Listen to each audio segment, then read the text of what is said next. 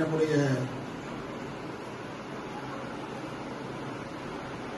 சொல்லனா துயரத்திற்கு ஆட்பட்டக்கூடிய அவருடைய தாய் தகப்பன் ரெண்டு பேரையும் பார்த்தேன். உறுதியாக என் மகனுக்கு ஏற்பட்ட நிலைமை இனிமேல் தமிழ்நாட்டில் யாருக்கு ஏற்படக்கூடாது. நிச்சயமாக தண்டனை வாங்கி கொடுக்கணுன்றத உறுதியா இருக்கிறாங்க. ஆகாஷுடைய இந்த கொடூர சம்பவம் காவல்துறை நீடித்துக் கொண்டே இருக்கிறது. இந்த காவல்துறை காட்டுமிராண்டித்தனத்திற்கு முற்றுப்புள்ளி வைக்கின்ற அடிப்படையில் ரொம்ப உழைப்பாளி குடும்பமா இருக்கு. நல்ல முறையில் தான் பையனை வளர்த்துட்டாங்க. இந்த பகுதியில் நடக்கக்கூடிய சமூக அநீதிகளை கண்டிக்கக்கூடியவனாதான் ஆகாஷ் இருக்காரு. இதுதான் பல பேருக்கு கண்ணுக்குள்ளாக இருக்கு. அதன் தொடர்ச்சியாக காவல்துறை காட்டுமிராண்டித்தனமான இந்த செயலில் ஈடுபட்டது மனிதனாக பிறந்து யாரும் ஏற்றுக்கொள்ள முடியாது. ஜனநாயக சக்தியில் அனைவரும் நம்மை போன்றவர்கள்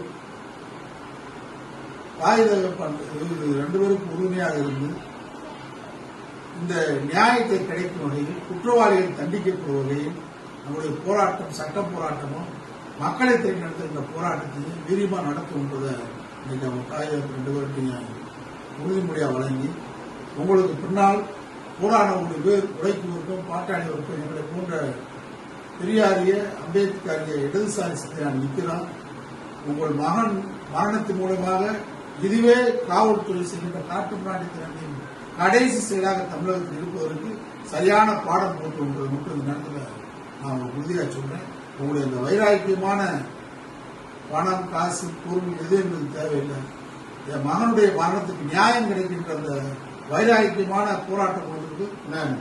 அடுத்தபடியாக ஆகாஷ் டெலிசன் படுகொலையை கண்டித்து தமிழக மக்கள் ஜனநாயக கட்சியுடைய மாநில பொதுச் செயலாளர் அண்ணன் சண்முகராஜா அவர்கள் கண்டன உரையாற்றுவார். இந்த போராட்டத்தை தொடர்ந்து நடத்தி கொண்டிருக்கும் போராட்ட குழுவிற்கு தமிழக மக்கள் ஜனநாயக கட்சியின் சார்பாக நெஞ்சார்ந்த வாழ்த்துக்களை முதல்ல தெரிவிச்சுக்கிறோம். ஏன்னா ஒரு இறப்பு நடந்து 73 நாள் ஆயிடுச்சு. 73 நாள் வரைக்கும் இந்த அரசாங்கம், இதற்கு முன்னால் இருந்த திமுக அரசு ஆட்சியில் நடத்தப்பட்ட இந்த கொடூர கொலை, காவல்துறையால் அடித்து கொல்லப்பட்ட ஒரு கொலை.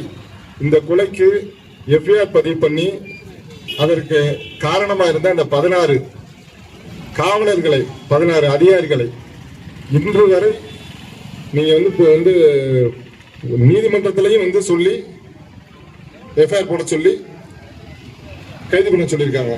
அப்படி இருந்தும் திமுக அரசு, ஆளுகின்ற திமுக அரசு, இதற்கு முன்னால் ஆண்ட திமுக அரசு அதை வேலையை செய்யல.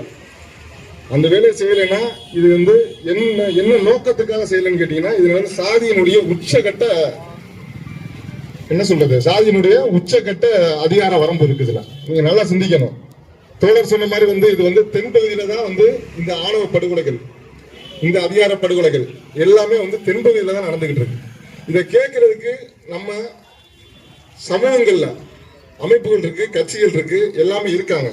ஆனா இதை அதிகார ரீதியாகவும் சரி, நம்ம ஆட்சி அதிகாரத்திலும் சரி கேட்பதற்கான எந்த ஒரு பெரிய ஒரு பலமும் இந்த சமூகத்துக்கு கிடையாது. முதல்ல அதை நம்ம உணர்ந்துக்கிறோம்னு அதை ஒத்துக்கிறோம். முதல்ல இந்த சமூக மக்கள் அதை முதல்ல ஒத்துக்கிட்டீங்கன்னா தான் நம்ம அடுத்த கட்ட நிலைமைக்கே போக முடியும். ஏன்னா ஒவ்வொரு சமூகத்துக்கும் வர்ற இளைஞர்கள் படிச்சு இன்னைக்கு நல்ல ஒரு இடத்துல போய் செட்டில் ஆயிடுறாங்க, அதிகாரத்துக்கு போயிடுறாங்க, எல்லா இடத்துக்கும் போயிடுறாங்க. இந்த தேவேந்திர குல வேளாளர் சமூகம் இன்னும் அந்த மாதிரி ஒரு இடத்த இன்னும் அடையல அந்த வர்ற இளைஞர்கள்.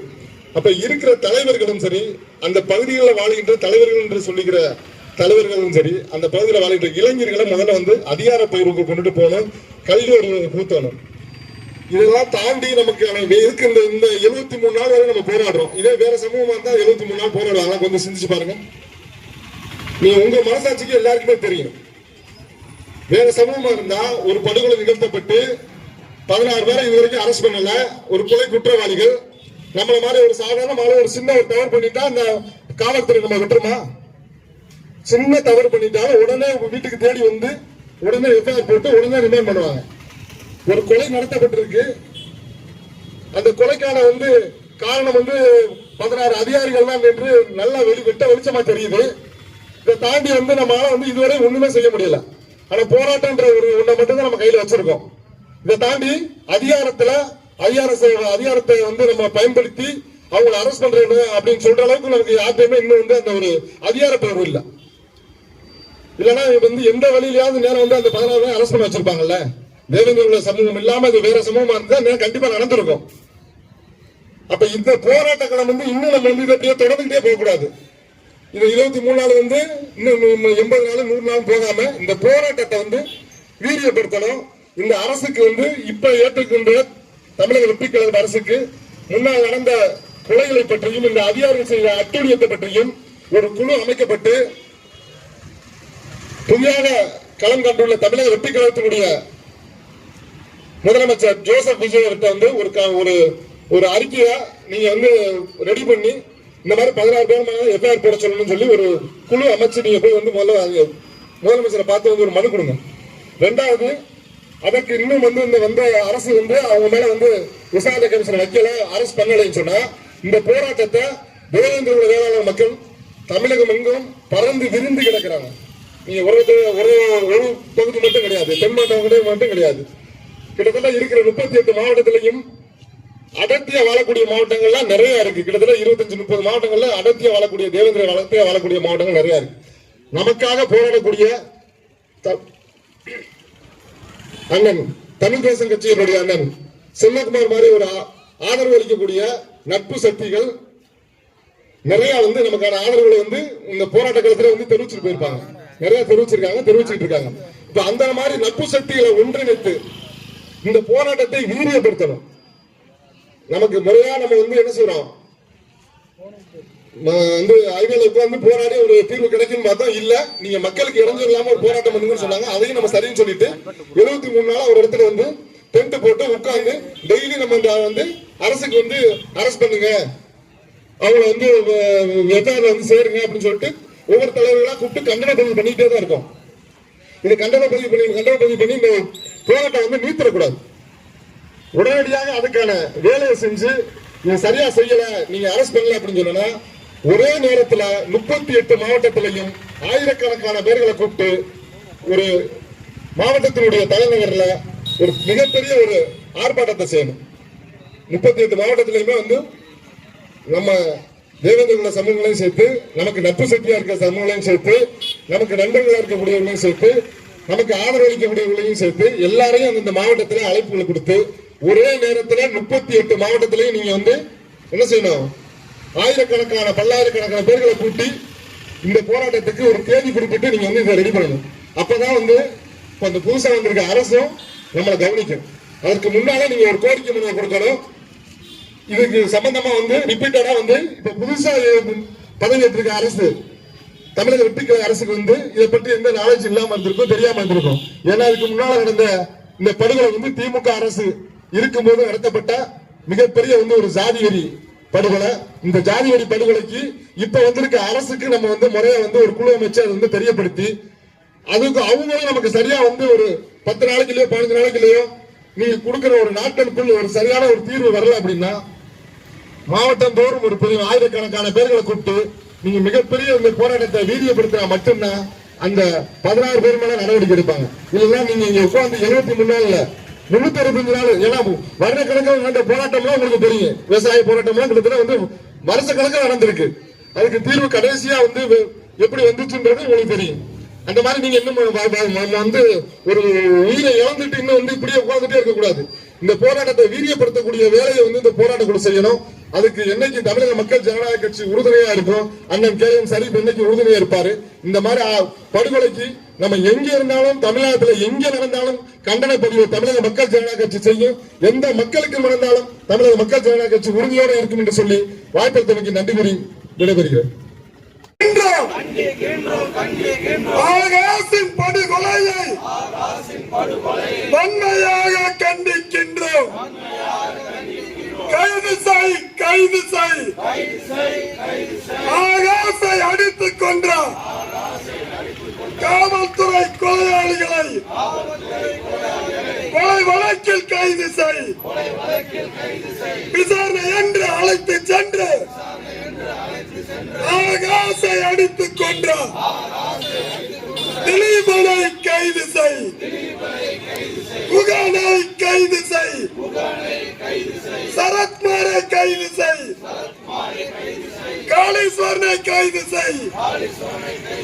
தேவேந்திரனை கைது செய். மனோகரனை கைது செய். மொத்தம் 16 காவலர்களையும் கைது செய். கொலை வழக்கில் கைது செய்.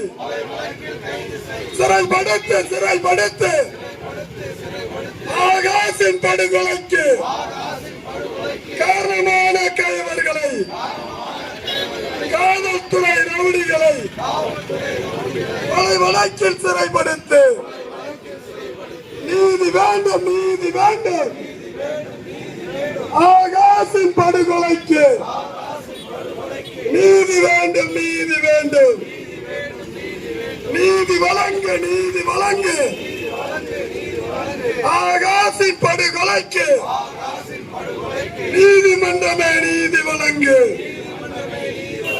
எங்கே போச்சு, எங்கே போச்சு மனித உரிமை ஆணையமே? எங்கே போச்சு, எங்கே போச்சு? ஏமாற்றாதே, ஏமாற்றாதே. சிபிசிஐடி போலீஸ் குற்றப்பத்திரிகை தாக்கல் செய்யாமல் ஏமாற்றாதே, ஏமாற்றாதே, ஏமாற்றாதே, ஏமாற்றாதே. சிபிசிஐடி போலீஸ் முதல் தகவல் அறிக்கையில் பேரை கூட சேர்க்காமல் 73 நாட்களாக ஏமாற்றாதே, ஏமாற்றாதே. துணை போகாதே, துணை போகாதே. தமிழக அரசு காவல்துறையே குற்றவாளி காவலர்களுக்கு துணை போகாதே, துணை போகாதே. நடவடிக்கை எடு, நடவடிக்கை எடு. தமிழக அரசு, தமிழக அரசு ஆகாசை அடித்துக் கொன்ற காவல்துறை கொலையாளிகளை கைது செய்ய நடவடிக்கை எடு. உடனடியாக நடவடிக்கை எடு. தடுத்து நிறுத்து, தடுத்து நிறுத்து. தமிழக அரசு, தமிழக அரசு மதுரை கிருஷ்ணராஜபுரத்தில் சட்டவிரோத மது விற்பனையை தடுத்து நிறுத்து, தடுத்து நிறுத்து. எவன் விற்றாலும் தடுத்து நிறுத்து. அவமானம், அவமானம். தமிழக அரசு, தமிழக அரசு காவல் நிலைய மரணங்கள் அவமானம், அவமானம். வெள்ளட்டும், வெள்ளட்டும். ஆகாசின் படுகொலைக்கு நீதி கேட்டு போராடும் மானாமதுரை மக்களின் 73ஆம் நாள் போராட்டம் வெள்ளட்டும், வெள்ளட்டும். வீர வணக்கம், வீர வணக்கம். எங்கள் தம்பி ஆகாசுக்கு வீர வணக்கம், வீர வணக்கம். வீர வணக்கம், வீர வணக்கம். தமிழ் ஈழ விடுதலை போரில் உயிர் நீத்த தியாகிகளுக்கு, முள்ளி வாய்க்கால் தியாகிகளுக்கு வீர வணக்கம், வீர வணக்கம்.